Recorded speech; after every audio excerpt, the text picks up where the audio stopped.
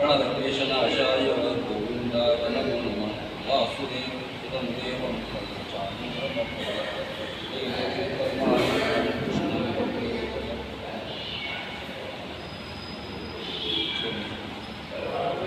श्री कृष्ण गोविंद हरे मुरारी हे नाथ नारायण वासुदेव।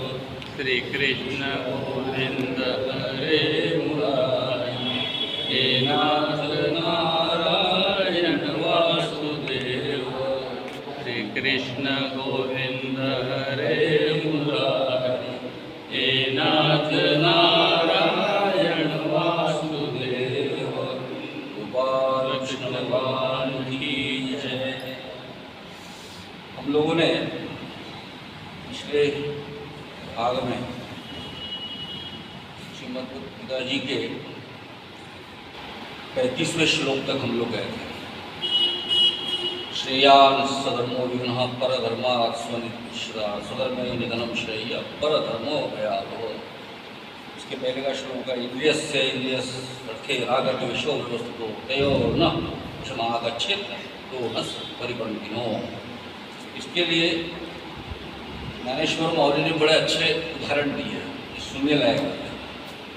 मैं केवल उदाहरण बताऊँ कि जैसे ये इंद्रियों के कारण हम कैसे परेशान हो जाते हैं और उसके साथ संगत करना कैसे है, तो बड़ा सुंदर उदाहरण दिया कि कोई चोर अगर आपके साथ निकला है सफ़र पे, तो जहाँ भीड़ भाड़ भरी जगह होंगी वहाँ तक ही आपके साथ सज्जनता के साथ में रहता है, और जैसे ही गांव को पार कर लिए वो चोर आपको कष्ट पहुंचाने की स्थिति में आ जाता है।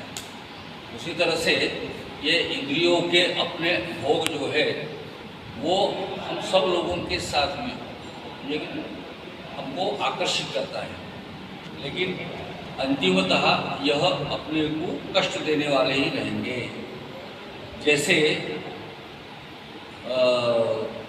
तालाब में जो गल डालने वाले लोग बैठते हैं, वो गल डालने वाले लोग हैं, वो मछली के लिए चारा लगा के करते हैं। वो चारे के साथ आकर्षण हो जाता है, भूल जाता है कि ये गल जो है उसके पीछे जो है वो हमको अटका देगा, ये ध्यान में नहीं रखता, और उसके वजह से फिर वह जिसको कहेंगे हम लोग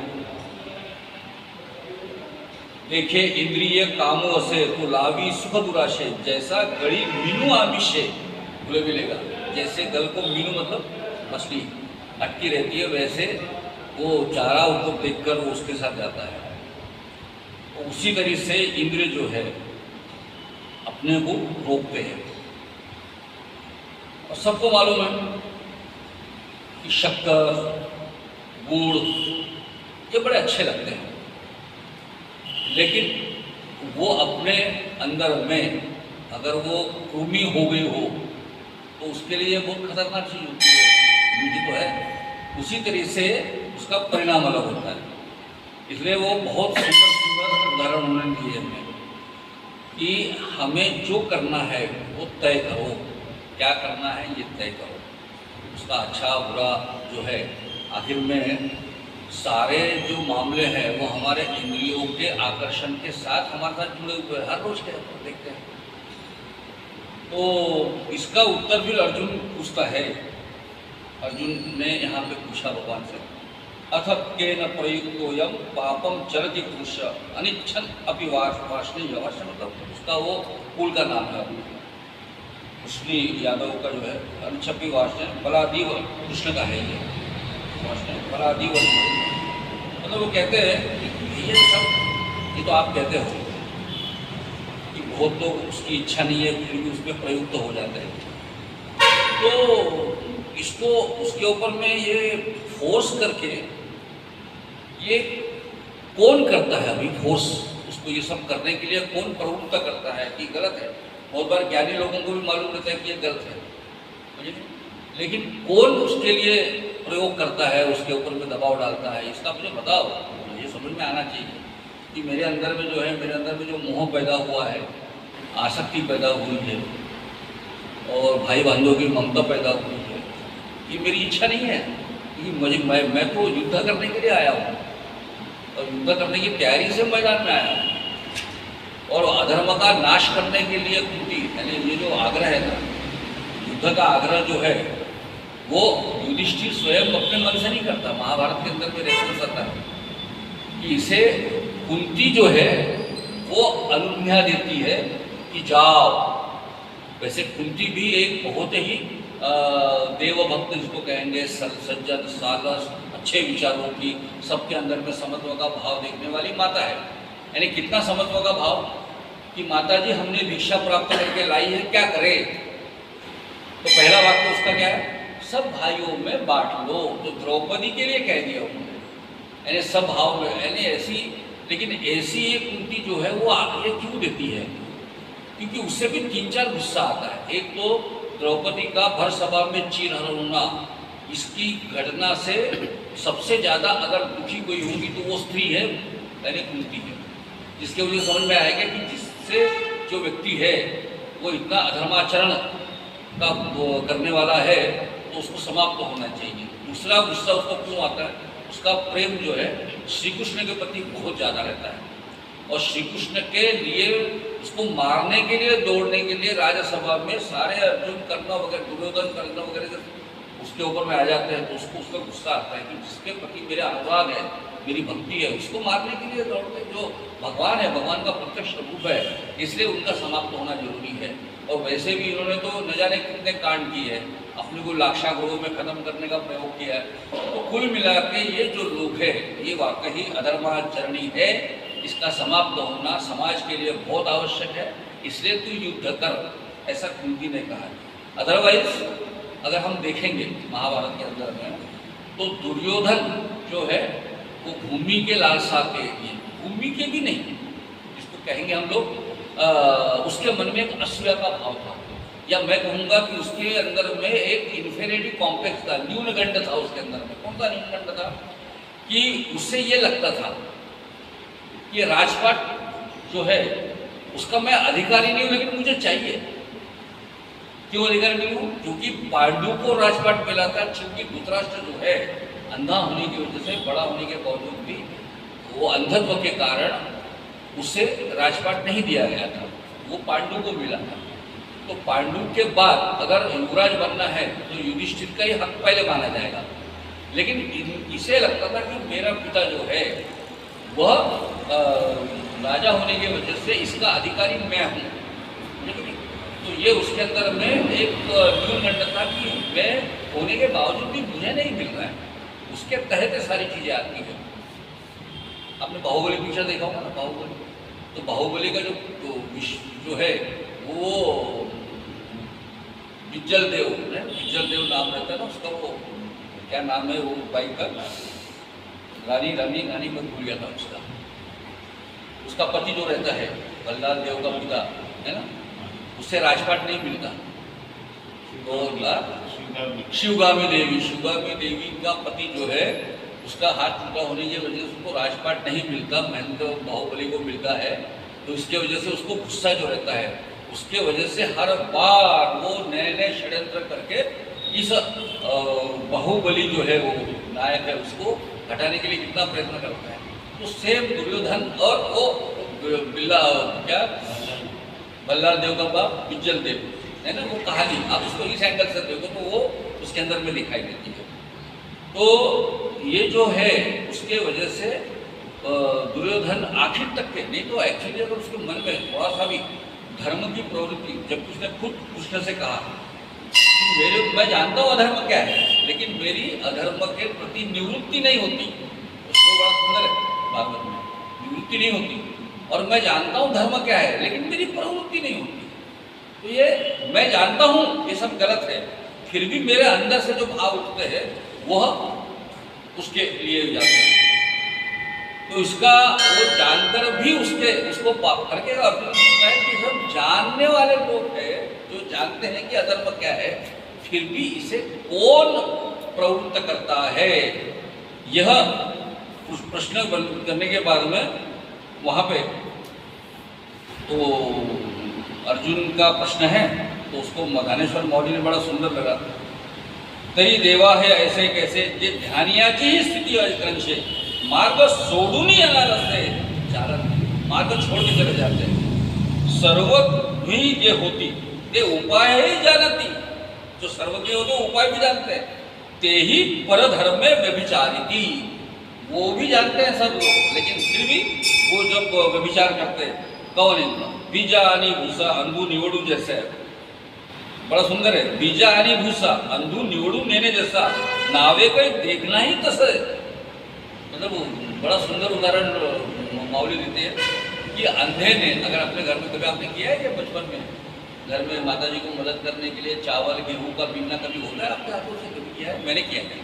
मतलब मेरी मामी जो है वो लेके बैठती थी हमारे एक बोरा गेहूँ, और फिर हमको कथा, पिक्चर की कथा सुनाते सुनाते हमारे बच्चों के हाथों से वो चावल बीनने का कार्यक्रम या गेहूँ बीनने का कार्यक्रम होता था।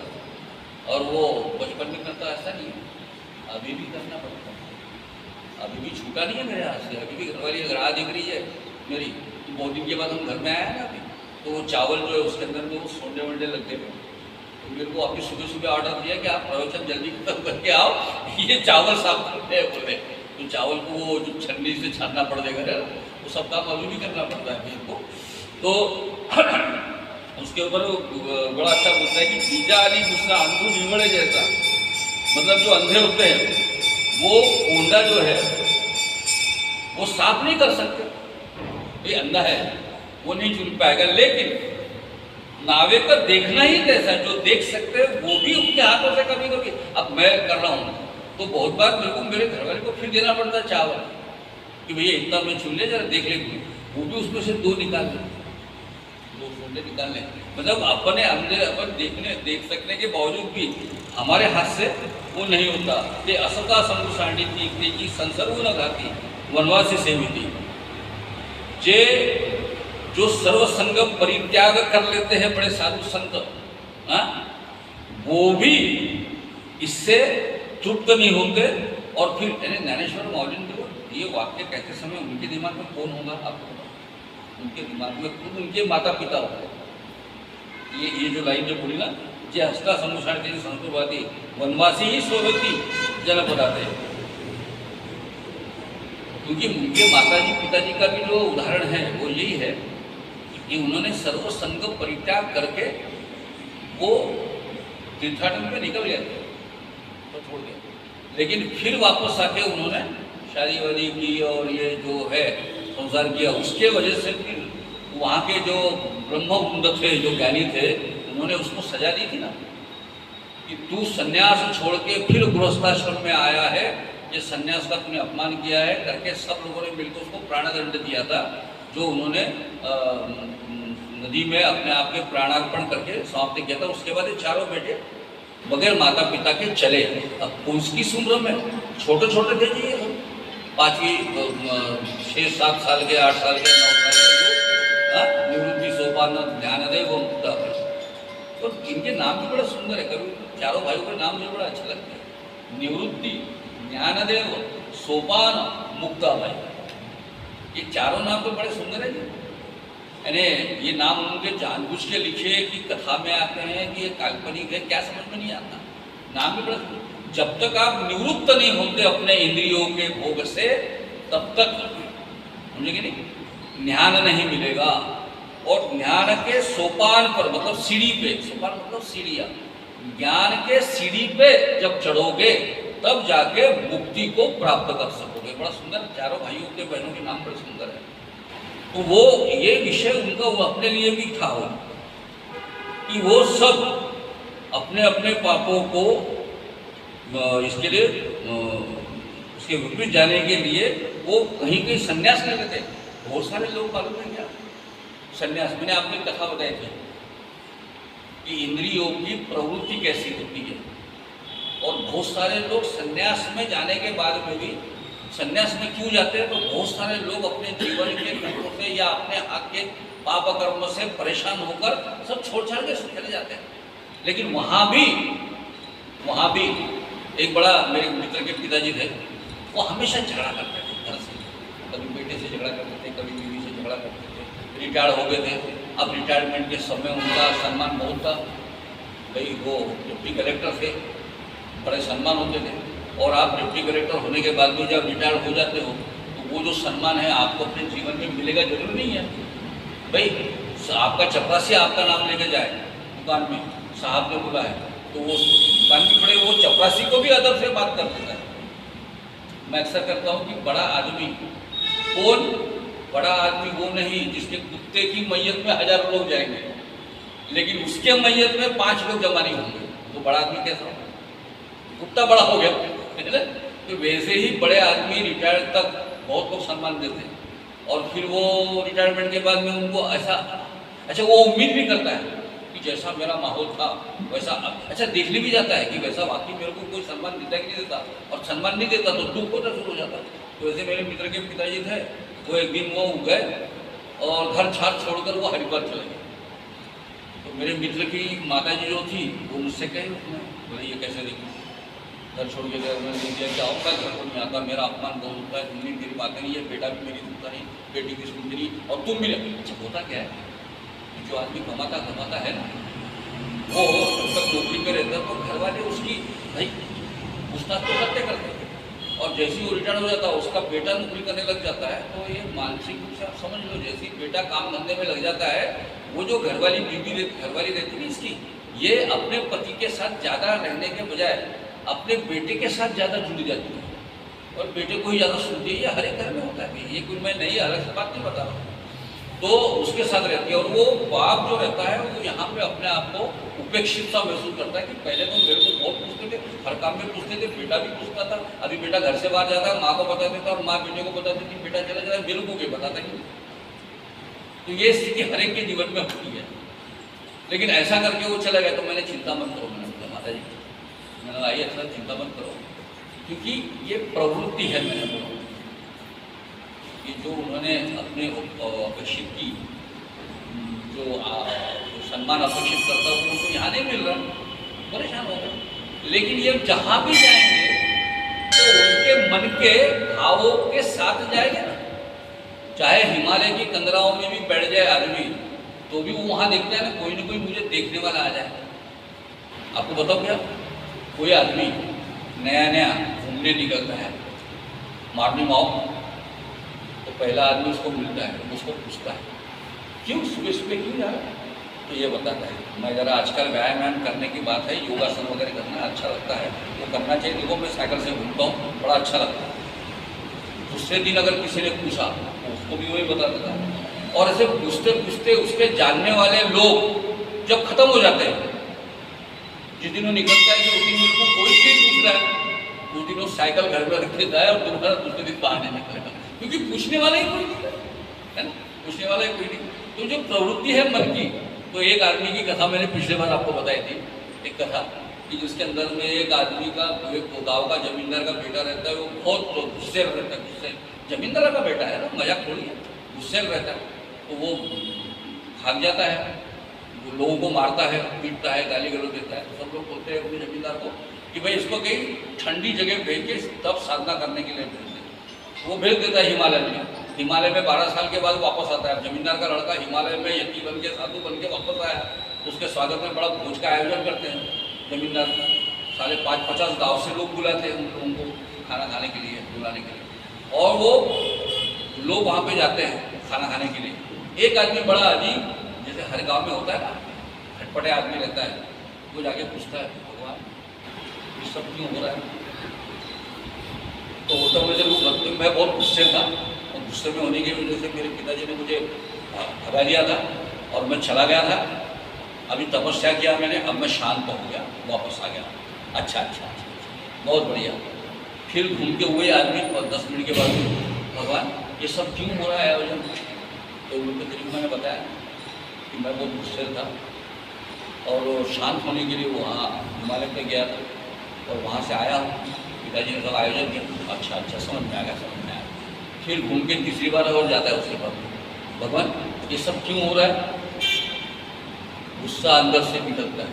तेरे को मैंने बताया ना कि मैं गुस्से में था और डांटता था और झगड़ा करता था, करके मैं ऊपर गया, अच्छा अच्छा अच्छा अच्छा, फिर वापस चले जाता, फिर 15 मिनट के बाद फिर आता है, भगवान ये सब क्यों हो रहा है आपका?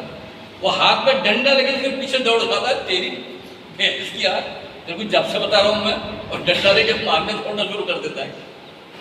क्योंकि कितनी भी जबरदस्ती से अपने पूर्व कर्म के पाप कर्म से परेशान होकर वो कहीं भी जाए तो वो प्रवृत्ति तो उसकी जाती नहीं। तो करके बड़ा सुंदर उन्होंने ये उदाहरण दिया। और उसके ऊपर में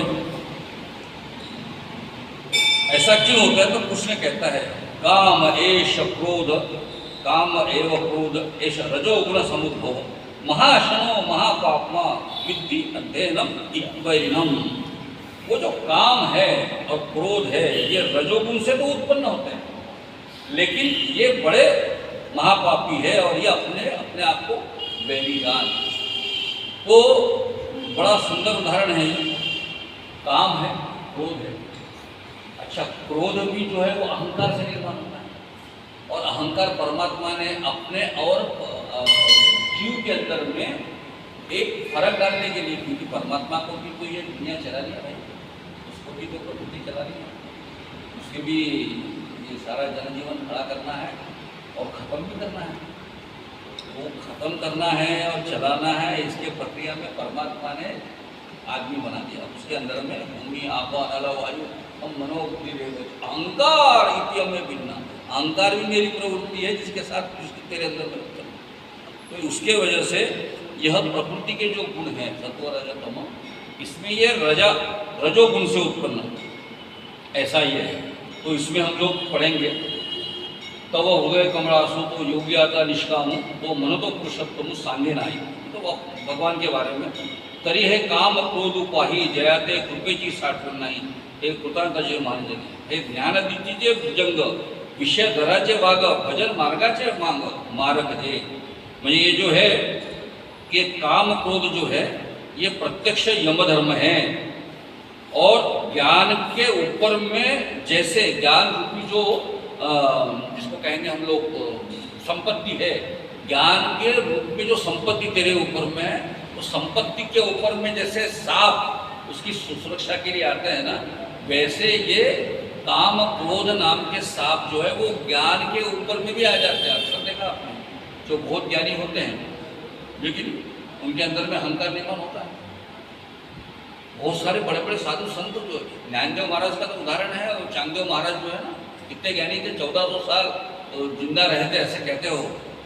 और वो इतने ज्ञानी थे, जब इन्होंने ज्ञानेश्वर मौली के बारे में सुना कि ये बहुत ज्ञानी आदमी हैं, तो बोले मेरे से ज्ञानी कैसे हो सकते हैं, मैं भी इतना ज्ञानी हूँ।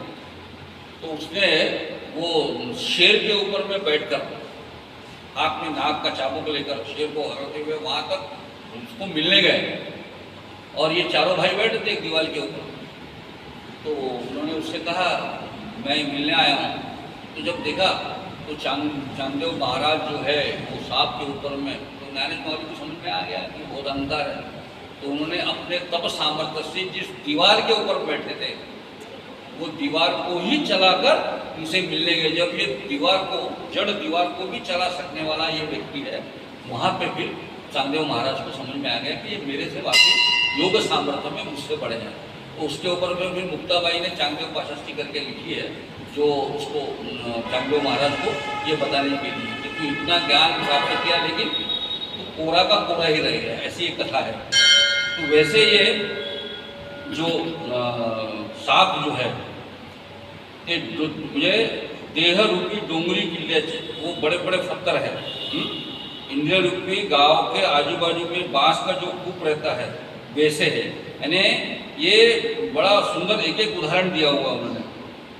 तो ये वैसे देखा जाए तो ये 14 भुले कौतुके कर्दी मुठे जे 14 भुले के भ्रांती दाखवते वाले जे लोकत्रयाचे भातुके खेळताची काय कोपटी के तिच्या जाती पण यानी ये बड़ा सुंदर उदाहरण दिया हुआ हर जगह पे। अगर आप ये पढ़ोगे तो ये जो तमोगुण है, ये तमोगुण के साथ में बड़ा एक एक शब्द बड़ा सुंदर है। ये मन के अंदर में रजोगुण के साथ में है और मूल से ही वो आसुरी संपत्ति के है और इसके पालन पोषण अविद्या से होता है। ये रजोगुण से जड़ी बने हुए हैं, लेकिन तमोगुण को बहुत प्रिय है और उस तमोगुण के प्रसाद और मोह जो है वो उन्होंने तमोगुण ने अपनी प्रसाद और मोह के रूप में गादी उनको दे दी है। इनकी मृत्यु के नगर में बड़ी अच्छी पैठ है क्योंकि जीवित के शत्रु है। हे मृत्युजा नगरी मानजती निशापरी ते जीविताचे वैरी मनोनिया जयासी झुकलेही आमिषा हे विश्वना पुरेची गाता पूर्वादी चाहे तो मतलब भूख लगी भी तो एक और भी उनके लिए जो है ना कम पड़ेगा, ऐसा काम क्रोध नाशकारक है। हा? और लीला से अगर ये अपनी लीला करते हैं, काम क्रोध के बारे में बताइए, लीला जो करते हैं वो 14 भुवन भी जिसके लिए कम पड़ेंगे, लेकिन उसकी बहन जो है नौसा मन्नत की वो भ्रांति जो है, समझेंगे नहीं, वो भ्रांति भी इसकी छोटी बहन है। और उसके बाद जो खेलती है त्रैलोकों को सहज खा सकती है, उस भ्रांति की दासी कौन है? तो तृष्णा, ये उसकी दासी है। यानी ज्ञानेश्वर मौर्य ने इतना सुंदर विवेचन किया हुआ है, वो पढ़ने लायक है। और जो काम क्रोध के मोह में मोह के घर में इस काम क्रोध मान है, अपने कलाकारी से सब दुनिया को नचाता है, वो अहंकार जो है इस काम क्रोध का हिसाब किताब करके रहता है, समझ नहीं?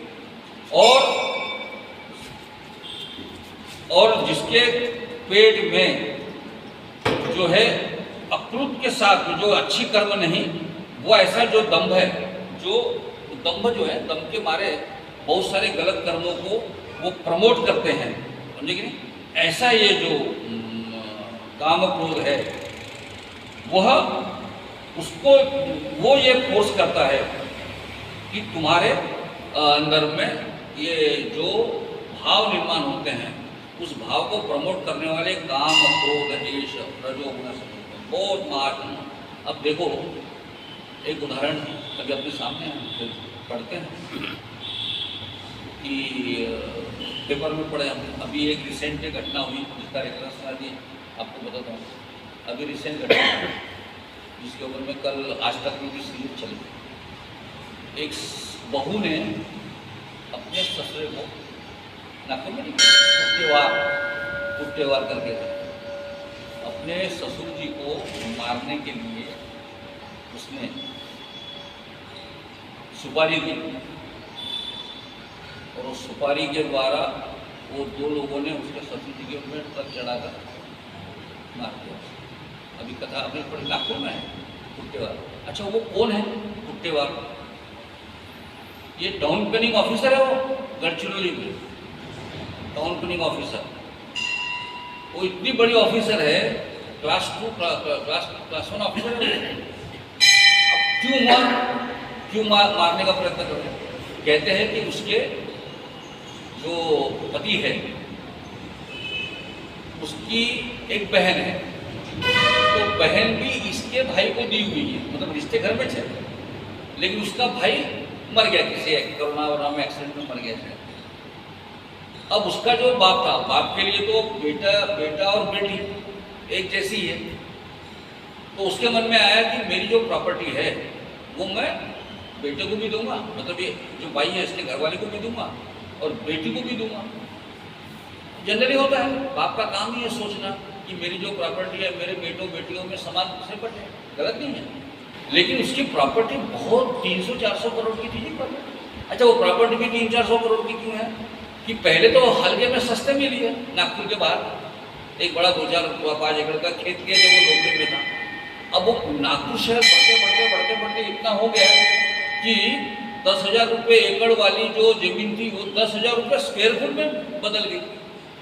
जमीन क्यों बड़ी अजीब है ना, जमीन और सोना भाई इसका भाव जगह जगह बढ़ जाता है, जमीन अपने जगह पे है, वो मार्केट में भी नहीं जा रही भाव बढ़ाने के लिए जमीन, लेकिन जगह जगह बढ़ जाती है। जैसा सोना हमारे घर में अलमारी में रखा तो सोना तो वहीं पड़ा है, लेकिन मार्केट में भाव बढ़ गया तो अलमारी के सोने का भी भाव ऐसे बढ़ जाता है और आदमी को बड़ा खुश हो जाता है, अरे क्या बढ़िया यार, मेरे घर में साला 10 तोले सोना है, क्या बढ़िया रेट आएगा। अरे वो तो अलमारी में है ना, अलमारी में लोग बेचोगे तो उसके लाभ तो मिलेंगे, लेकिन बेचना नहीं है क्योंकि उम्मीद क्या है वो बढ़ेगा। आप जानते होंगे भाई, ऐसे सोने का भाव अब जगह जगह बढ़ जाता है और फिर वो मार्केट डाउन हो गया, फिर सोने का भाव कम हो जाता है, तो ये आदमी घर के अंदर में अलमारी को देखते देखते दुखी हो जाता है, अरे अरे बहुत नुकसान हो गया, रेट कम हो गया। बेच तो है ही, दोनों जगह बेच नहीं रहा है, न बढ़ा तब बेच रहा है ना उतरा तब बेच रहा है, लेकिन बढ़ा तो आनंद हो रहा है और कम हुआ तो दुख हो रहा है। तो उसी तरीके से इसके 300 करोड़ की जमीन हो गई और उसको पसंद नहीं आ रहा था। देखिए वो भाई है, उसके बारे में अभी वो पकड़ी गई ना, पकड़ी गई तो उसके सारे क्रियाकलाप और कार्यक्रम जो है गढ़चिरौली में थी, टाउन ऑफिसर, तो उसने कितनी जमीनों को, खेती की जमीनों को एलो बेल्ट में लाकर अपने ही मर्जी से उसका पैसा लेती थी वो, और किससे निकले उसके बहुत पैसा कमाती थी, उसके खुद के पास में 300-400 करोड़ रुपये मिले थे प्रॉपर्टी, उसकी खुद की प्रॉपर्टी। लेकिन वो ये पसंद नहीं कर रही थी कि मेरे को मेरे ससुर की मिलने वाली जो प्रॉपर्टी है, मेरा ससुर जो है, अच्छा वो ससुर भी बड़ा अजीब है, वो भी अपने जो लड़की मर गई, बहन लड़की जो मर गई थी उसके घर में भी बहुत प्रॉपर्टी थी इसके, क्योंकि इसके है ना ये भाई इनकी प्रॉपर्टी कुछ भाई के पास में है, इसकी प्रॉपर्टी जो उसने कमाई है उसे कुछ भाई के नाम से दिया है, तो उसकी भी प्रॉपर्टी थी। तो वो खुद ससुरा अपने बेटी को ये कह रहा था कि तू प्रॉपर्टी का झगड़ा, उसके कोर्ट कचहरी में चल रही थी, जो लड़की है उसका पति मर गया है, उसके अगेंस्ट में कोर्ट कचहरी उसकी भी चल रही थी।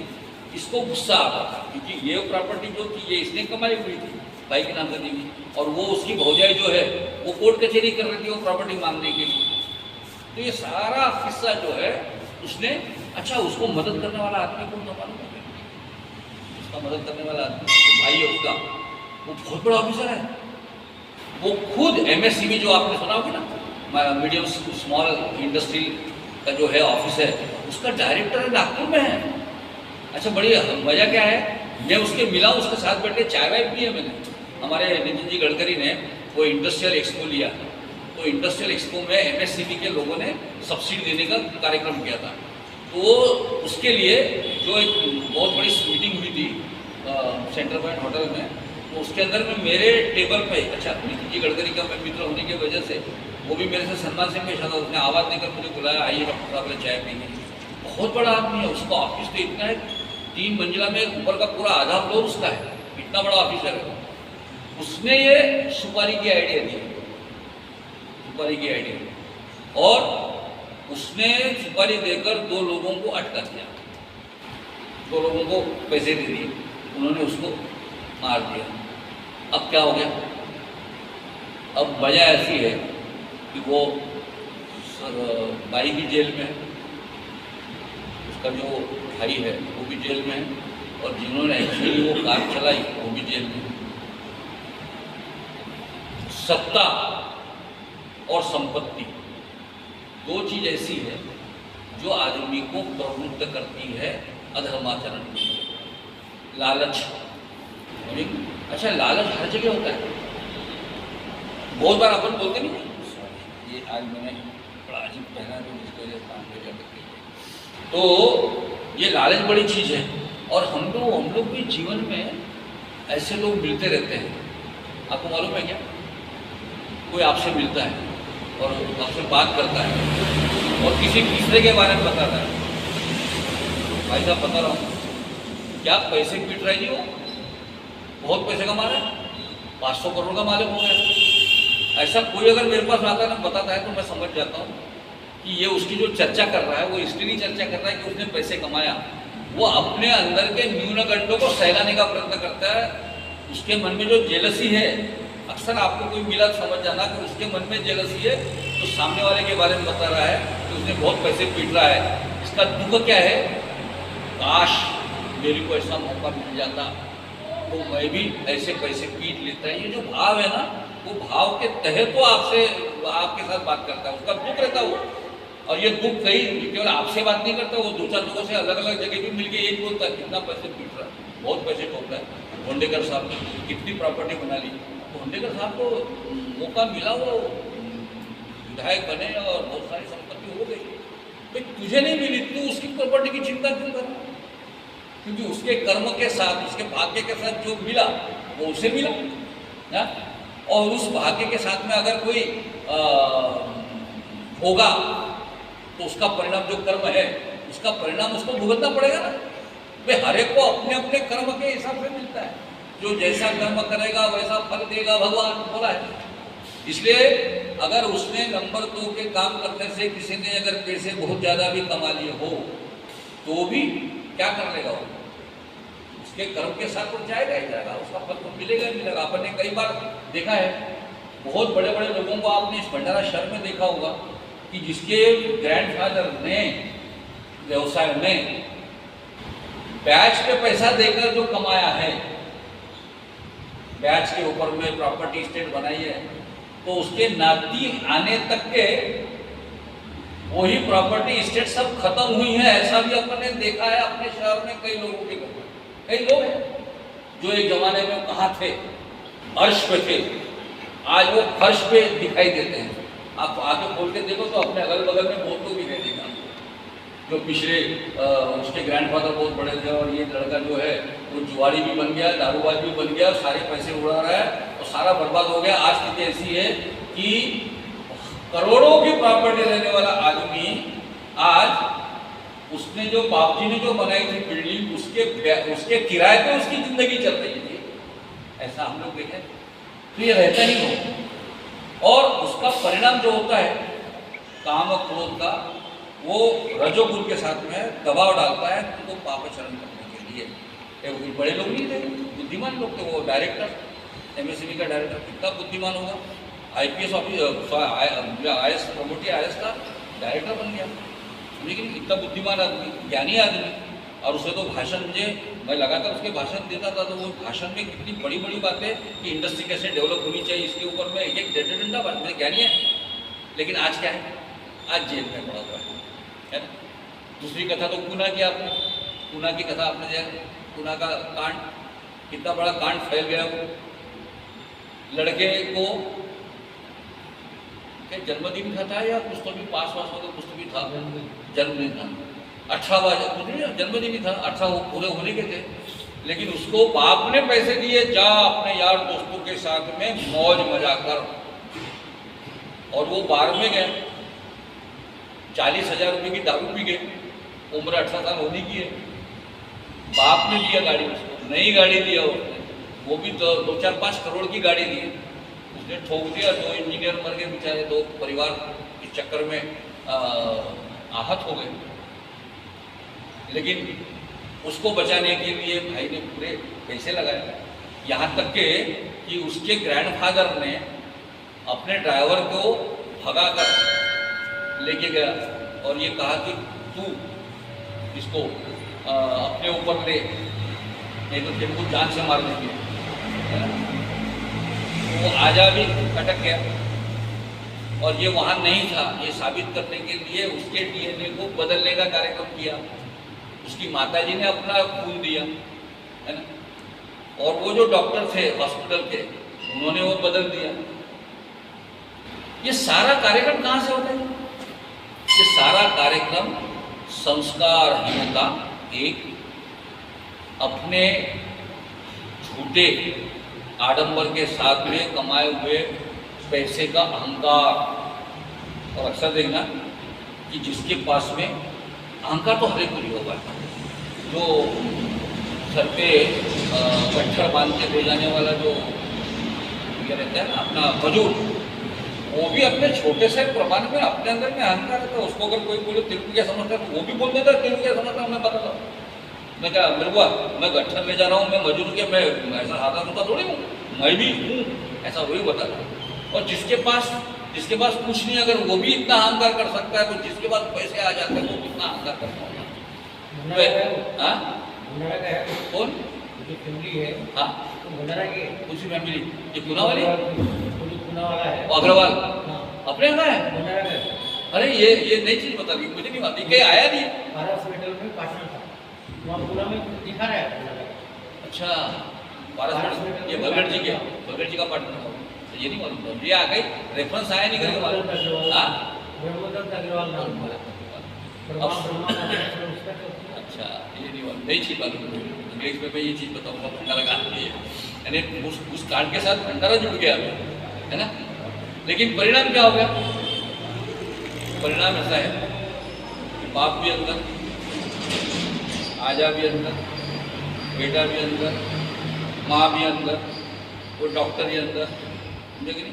सारे लोग अभी जेल में। अब सोचो कि जो आदमी पैसे के प्रभाव में अपनी जिंदगी को बड़ी ऐश के साथ में जीता था, एसी कमरे में रहता था, मैं पूरे घर को एसी किया होगा शायद, तो बड़ा आदमी है। हाँ हर कमरे में टीवी दिखता होगा, हर कमरे में आनंद होगा सारा, यानी समझ लो 5-10 करोड़ का तो बाथरूम होगा उसी उसका, जो भी कल्पना मुझे हमारी औकात जितनी उतना हम सोच सकते हैं, लेकिन हमारे औकात के बाहर में भी बहुत लोगों ने बहुत काम किया ना। पूरे अरविंद केजरीवाल का किस्सा आया, वो उनका जो शीश महल बनाया उन्होंने, वो शीश महल में तो कमोड़ के ऊपर में तो 1 करोड़ का कमोड़ है बोलते थे। अब करना तो जो खेड़े में सड़क पे जो आदमी करता है वो तो वहाँ करेगा, 1 करोड़ का क्या मतलब है? 1 करोड़ का कौन सा क्या सुगंधी थोड़ी तो निकलेगा अपने अंदर से, सुगंध थोड़ी निकलेगा। लेकिन मोह बड़ा अजीब है, वो जो है मोह बड़ा अजीब होता है। तो इस मोह के चक्कर में होता ही है कि इतने बड़े ऐशो आराम से जीने वाला आदमी, समझेंगे, वो भी जेल की कोठरी में जेल के कपड़े पहनकर जेल की थाली में दिया हुआ भोजन वो अगर कर रहा हो, और मार्केट में अब उसकी सोचो उसकी माँ अगर जेल में है तो माँ ने तो कभी सोचा नहीं था ना, क्योंकि उसका उसकी तरुणाई और बुढ़ापे तक के वो बड़े ऐसे जी होंगे ना, वो सोचो उसके बारे में। मैं कभी कभी उस माता के बारे में सोचता हूँ कि एक क्षणिक अपने बेटे को बचाने के लिए उस सारे षड्यंत्र का हिस्सा बनने वाली, जबकि उसके मन में शायद ये भाव नहीं भी होगा कमाई होगा, वो तो केवल भोगी है, मतलब उसने कोई अधर्माचरण करके पैसे नहीं कमाया, लेकिन अधर्माचरण के साथ में केवल वो जुड़ी हुई है, और उसने बेटे के मोह के तहत जो काम किया आज वो कहाँ है करके, ये बड़ी अजीब चीज़ है। ये सारे घटना देखने के बाद में मुझे कि नहीं सारे चीज़ों को देखना। अच्छा बड़े बड़े लोग करते हैं। अभी वो कन्नड़ का एक हीरो है जिसकी मैंने फिल्में बहुत देखी है, साउथ की फिल्में आती है टीवी पे, वो कन्नड़ का हीरो है, वो अपने किसी एक प्रेमिका को मारने के आत्महत्या के चक्कर में अटका पड़ा है। तो उसने अपने ऊपर का आरोप अपने सर पर लेने के लिए अपने कुछ लोगों को 5-5, 10-10 लाख रुपए देने का प्रावधान जेल में पड़ा था। इतना बड़ा है, सेलिब्रिटी है, कर्नाटक सिनेमा का बड़ा सेलिब्रिटी है, बहुत माना हुआ हीरो है, वो भी अंदर है। तो ये सब सोचने की वजह से, समझे कि नहीं, ये जो है ये मोह जो है, आसक्ति, ये सारी चीज़ें जो है वो उसके तहत आती है करके जो चीज़ बताई गई है, काम क्रोध ये जबरदस्ती आते हैं। और उसे कहते हैं कि जैसे उसके बाद है धूमे ना ब्रियते वही वन्ही था दशो मरे न यथो अल्बन, मतलब गर्भ के ऊपर में जैसे वो नाक जार जो है लपेटा रहता है, उसी तरह से जैसे धुएं के साथ में अग्नि के साथ में धुआं रहता है, ऐसा ये सारी जो चीज़ें हैं उससे ये सब भावना से बढ़ते हैं। जैसे चंदन के झाड़ को, जैसे चंदनाची मुड़ी दिवसोनी घेने वाली ना तरी उल्लाची कुड़ी, वो जो है चंदन के जैसे सांप लपेटे रहता है, वैसा ये सारा काम क्रोध जो है उसमें है। और अर्जुन कहता है आवृत्तम ज्ञान में ज्ञानी नो नित्य वैरिणाम, अर्जुन ज्ञानी पुरुष को जो है उसकी ज्ञानी पुरुष को भी यह काम क्रोध जो है वो उसके ज्ञान के ऊपर में आच्छादन रहता है। इसलिए कितना भी निर्लेप रहे तो भी काम क्रोध का वो पराभव नहीं कर सकता। और जैसे मतलब सुंदर उदाहरण भी है हमारे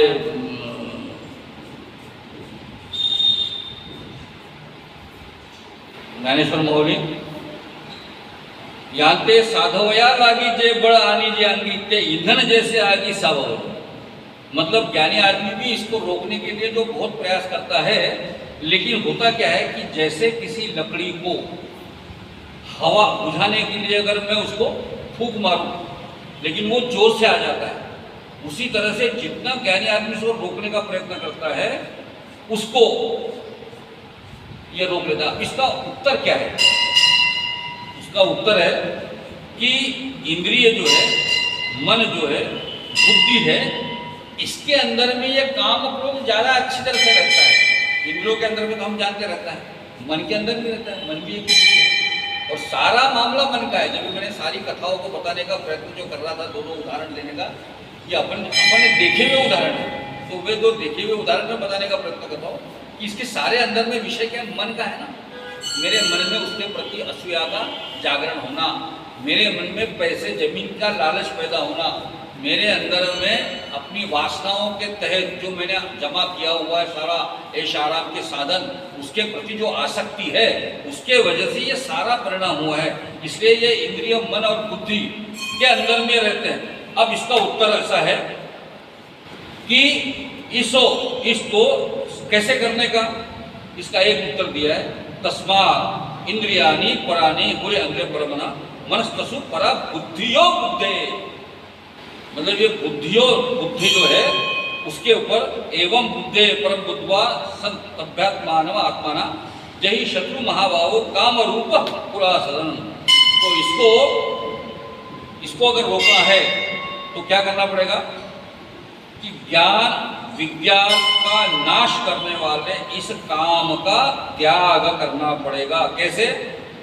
इंद्रियों का नियमन करके।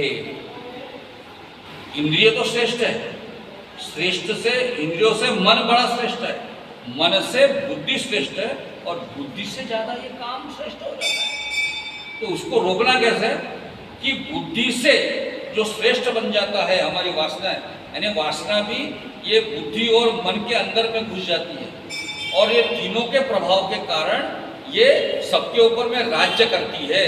वासना, आसक्ति यानी जो काम भावना है, ये उस बुद्धि के ऊपर में भी प्रभाव डालती है, मन के ऊपर भी प्रभाव, यानी ये मान के चलो कि ये तीनों जो है, तीनों से श्रेष्ठ ये काम है। तो इसका उत्तर क्या है?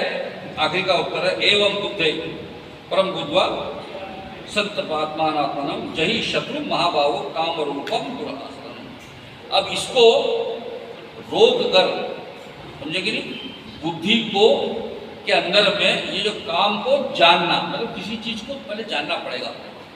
तो पहले इस काम को सही अर्थों में आप जानने का प्रयत्न करो, क्योंकि ये काम है, बहुत बार होता है। मतलब मैंने आपको उदाहरण दिया था ना एक बार कि कहीं बगल में भी एक व्यक्ति के घर के बगल में बढ़िया चिकन बना, उसके मुंह में नाक में घुस गई बांस, वो दूसरे दिन सीधा हाथ में थैले लिया मार्केट में चला गया। देखो मन का, वहां जाकर उसके ध्यान में आया, उसने सोचा कि ये मेरे ऊपर में खाली बांस मेरे नाक में घुसी और मेरे मन के अंदर में भावना पैदा हुई। वो तुरंत घर को वापस आ गया और माँ को बोला, माँ खिचड़ी करना, खिचड़ी खा लेंगे। तो यहाँ पे इस भावनाओं को समझना, ये जो वासना है इसका उत्तर नहीं है, और हमेशा आप उत्तर देखना और हमेशा आपने इसका प्रमाण भी देखना कि जो गलत ढंग से पैसा कमाते हैं उनके अंदर में, मैं एक छोटी सी कथा, 5 मिनट लगेंगे अपने को, वैसे कथा हो गई छोटी सी कथा। मैं एक बड़ी अच्छी कथा पढ़ी कि एक बहुत साधु संत मुनि थे, बड़े सिद्ध व्यक्ति थे, उनका भक्त संप्रदाय भी बहुत बड़ा था, बड़े बड़े अमीर लोग उनके भक्त, और वो बिल्कुल निरीक्षक थे उनके मन में, और वो गुरु के प्रति इतनी श्रद्धा थी कि गुरु से बात भी कर सकते थे। वो जो गुरु मर गए थे उनसे वो बात भी कर सकते थे। तो एक दिन एक अपने भक्त के घर, जैसे प्रवास में जाते हैं ना, अपने जो साधु मुनि प्रवास में निकलते हैं वैसे प्रवास में गए एक जगह। तो एक जगह गए, वहाँ पे उस भक्त ने बड़ा उनका आदर सत्कार किया।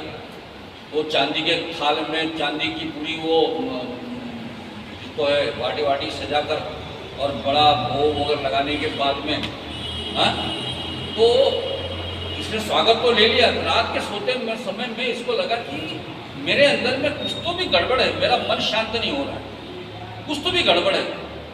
मैं शांति के साथ हमेशा सारा निरीक्षण भाव से मैं परमात्मा का स्मरण करता हूँ और निद्रा में चले जाता हूँ। आज वो निद्रा मुझे नहीं आ रही है, कुछ तो भी मेरे मन में गड़बड़ है, तो वो अपने अंतर ध्यान से प्रकट करके अपने गुरु जी से पूछते हैं, गुरु जी मुझे बताओ मेरे अंदर में ये ऐसा अस्वस्थता क्यों है, मेरे को समझ में नहीं आ रही। तो एक काम कर, बोले तू जिस भक्त से बात करता है उस भक्त को पूछ ले कि जिस आभूषणों के साथ में या जिस चांदी के तबक में, थालियों में, सारे चांदी के बर्तनों के साथ जो स्वागत तेरा किया गया है वो बर्तन कहाँ से आए, ये जरा पता कर ले। वो दूसरे दिन सुबह अपने भक्त को पूछता है कि भैया बताइए बर्तन तुम्हें कहाँ से आए। तो वो कहते हैं कि ये बर्तन जो है वो एक डकैत ने किसी जमींदार के यहाँ चोरी की थी, और वो डकैत के यहाँ से हमारे ग्रैंडफादर ने ये सारे सामान, आभूषण और ये चांदी के थाल वाल खरीद दिए थे। और वहाँ से अगर मैं तब उसको समझ में आता है कि जो चांदी का थाल डकैतों ने चोरी करके लाया था और जिसने इस भक्त ने उससे खरीदा, तो चांदी के थाल में भी चोरी का जो अंश था उसके कारण अब ये सिद्ध मुनि था। तो इसके मन में भी एक क्षण के लिए उस चांदी के बर्तनों के प्रति मोह निर्माण हो गया। उसके मन में इच्छा हुई कि काश ऐसा हमारे मठ में रहते ये सारे चांदी। एक क्षण के लिए आया, दूसरा क्षण खत्म हो गया, लेकिन एक क्षण में भी वो चांदी के बर्तनों में जो दुराचरण धर्माचरण का वास था उसका संसर्ग इसको हुआ कि इसके मन में क्या है। इसलिए लक्ष्मी के दो रूप मानते हैं ना, लक्ष्मी और अलक्ष्मी। तो इसके लिए अपने मन में कोई भी काम, और मेरा आग्रह, मेरा मन का अनुभव है कि जो कामना के तहत, आसक्ति के सहित, मोह के तहत, प्रमाद के साथ, ममता के साथ में जो भी धन संपत्ति अर्जित की हुई है उसका परिणाम उस जन्म में भले ही उस परिवार को न हो, लेकिन किसी न किसी जन्म में उसके, मैं आपको पहले ना, कर्म का जो फल है वो कर्म का फल कभी इमीडिएट मिलेगा, कभी अगले जन्म में मिलेगा, कभी 2-4 जन्म के बाद मिलेगा। कर्म का फल नहीं चुका है करके हम इस धरती पे है, तो हमने ये मान लेना चाहिए कि कोई भी मोह का कार्यक्रम अगर हमारे मन में आया तो उसका परिणाम हो सकता है तुम्हें जेल में जाना पड़े, जैसे वो पल्लेवार गए, हो सकता है वो कन्नड़ अभिनेता वैसा उनको जेल में जाने की आवश्यकता न हो, लेकिन हमारा जन्म जो है दुखी होगा और हम ही हमारे संपत्ति को हमारे बेटों के द्वारा अपने अय्याशी के तहत खत्म करते हुए देख सकते हैं। जो चीज गलत ढंग से हम लोगों ने मोह माया के साथ में किए हैं, इसलिए इससे अगर हम लोग सबसे पहले इस काम का त्याग करें, क्रोध का त्याग नहीं हो सकता। ये मतलब हमारे जीवन में, हम तो सामान्य आदमी है ना, हम तो कोई साधु संत मुनि नहीं। बड़े बड़े साधु संत मुनियों को भी क्रोध आया हुआ था। मुझे दुर्वासा ऋषि को क्रोध आ गया था जिन्होंने विष्णु जी के सीने में लात मारी थी। तो ये तो किसी की हो सकता है, लेकिन हमारे अंदर के क्रोध को हम देख सकना चाहिए कि ये मुझे मेरा क्रोध आ रहा है और उसका चिंतन मेरे मन में होना चाहिए। मेरे अंदर में ये वासना का भाव पैदा हो रहा है, ये मुझे देखते आना चाहिए। इतनी अपनी भावनाओं बुद्धि को डेवलप करना, यही श्रीमद् भगवद गीता जी के इस सारे अध्यायों का अर्थ है कि हम लोगों ने इस चीज को पहचानना चाहिए। तीसरे अध्याय के अंत में ये सबसे बड़ा महत्वपूर्ण है कि हमने हमारे क्रोध को, मतलब ये बात को बड़ा सुंदर है, बुद्धि से श्रेष्ठ जो रहता है उस काम को जानकर, समझकर और मन को मन से ही संयम कर, उसका जो निवास है हमारे मन बुद्धि अहंकार में, उसको जीतने का और उस काम का नाश करने का प्रयत्न अपन ने करना चाहिए। ऐसा इस तीसरे अध्याय के अंतिम श्लोक का अर्थ है, जिसके ऊपर में माउली ने अनेक उदाहरणों के साथ में इसका विवेचन किया है। यहाँ हम लोग अपना तीसरा अध्याय समाप्त करते हैं और अगले चौथा अध्याय में बात जो होगी वो भगवान अभी थोड़ा सा आगे बताने वाले हैं। मैं को यहाँ प्रारंभ करने वाले भगवान ने बता दिया तू कौन है दूसरे अध्याय में, तूने कैसे करना चाहिए तीसरे अध्याय में बता दिया। अब चौथे अध्याय में बताने वाले हैं कि मैं कौन हूँ। यहाँ से हम लोग चौथे अध्याय का प्रारंभ करेंगे अगले बुधवार को तब तक के हम लोग यहाँ विश्राम लेते हैं और तीसरे अध्याय का चिंतन मनन अपने जीवन में सदैव होते रहे, इस भावना के साथ में हम लोग यहाँ विराम लेंगे। आइए हम लोग अपना एक जो मंत्र है अपने मन के भावनाओं को इस वजह से शांत कर सके, उसका ये मंत्र सुंदर है। नाम संकीर्तनम यस्य सर्व पाप प्रणाशनम प्रणामो दुख शमनम तन्नमामि हरिं परम। नाम संकीर्तनम यस्य सर्व पाप प्रणाशनम प्रणामो दुख शमनम तन्नमामि हरिं परम। नाम संकीर्तनम यस्य सर्व पाप प्रणाशनम प्रणामो दुख शमनम तन्नमामि हरिं परम। गोपाल कृष्ण भगवान की जय। आरती करें। आरती के लिए आप ओम जय भगवत गीते प्रभु जय भगवत गीते हरि कमल विहारी सुंदर सुपुनीते।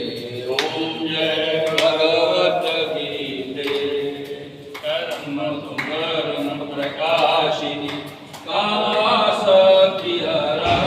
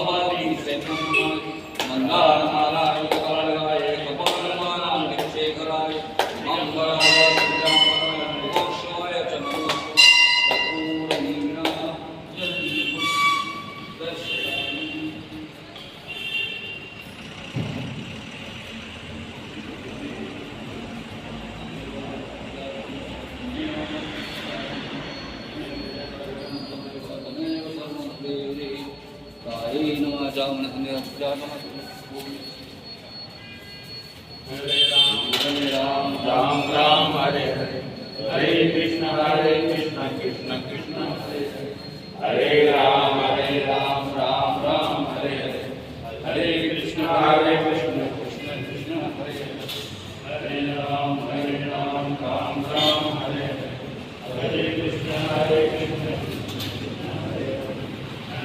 हरे राम राम राम हरे हरे, हरे कृष्ण कृष्ण कृष्ण हरे राम राम राम हरे हरे, हरे कृष्ण गोपाल कृष्ण भगवान की जय।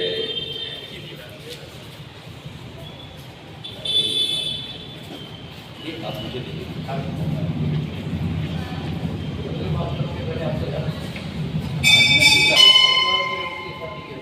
श्लोक श्लोक पूछे दूसरे में काय ज़्यादा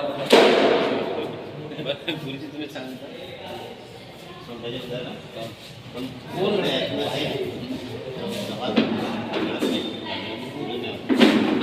आणि सोडे काय काय असं ना काय सांग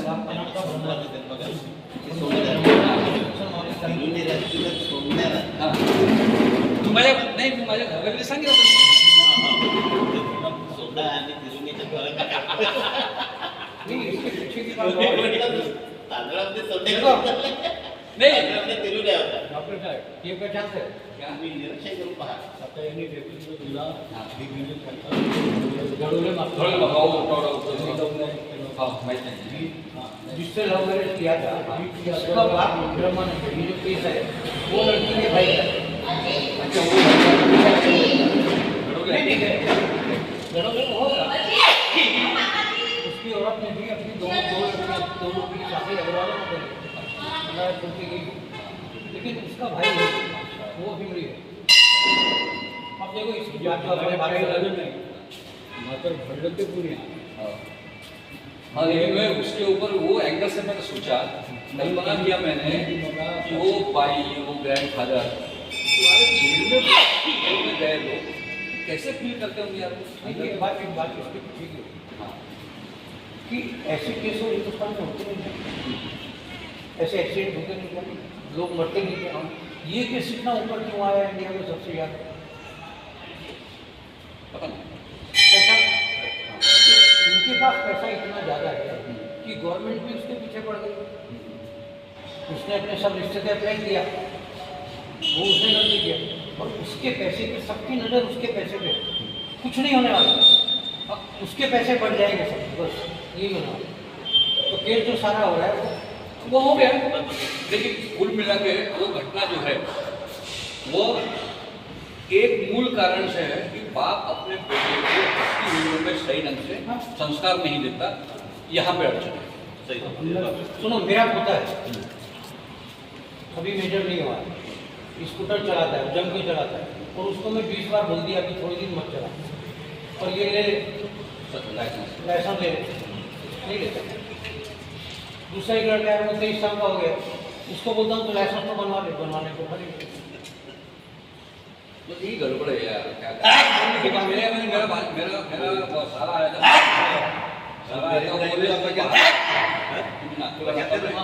तुमची स्कूल म्हणे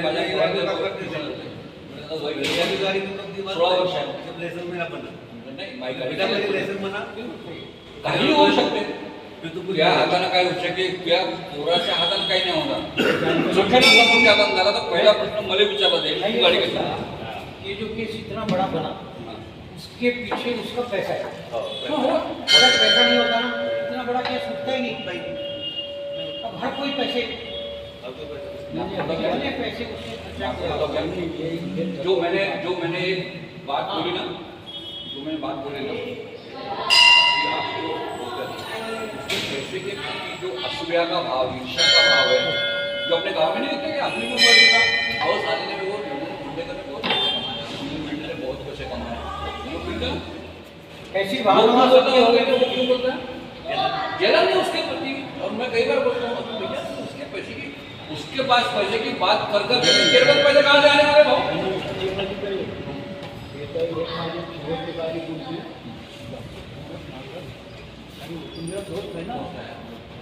अरे वो तो फिर बन गया। तो फिर मेरे पीछे मिली।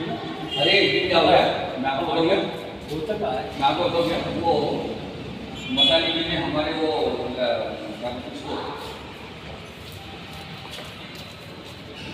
सहकार नगर के यहाँ कार्यक्रम में आए, हाँ, प्रमुख अतिथि करके वसंत व्याख्यान वाले में, और उन्होंने क्या कर दिया मालूम है क्या, हमारी तारीफ करी, मेरी और सुमन देशपांडे की, कि ये बहुत परमात्मा के स्वरूप है, हाँ, और बहुत ही पुण्यात्मा है, हाँ, और बहुत अच्छा करते हैं। बहुत लंबा भाषण दिया थे। हाँ, सुना ना? बहुत। अरे मैंने आकर समझ को बोला, मेरा भैया उनको बोला, अनुभव को बताया, मैंने उनको बताओ हमारी तारीफ है, पब्लिक को मत किया कर। दूसरे दिन हमारे घर में 4 ट्रैक्टर वाला जहाँ आ जाएंगे ना, वो हमारे रीति का ट्रैक्टर पकड़ा गया, जरा मदानी साहब के साथ। अपने मालूम है कि अपने यहाँ पे एक सज्जन 2-3 दिन आए,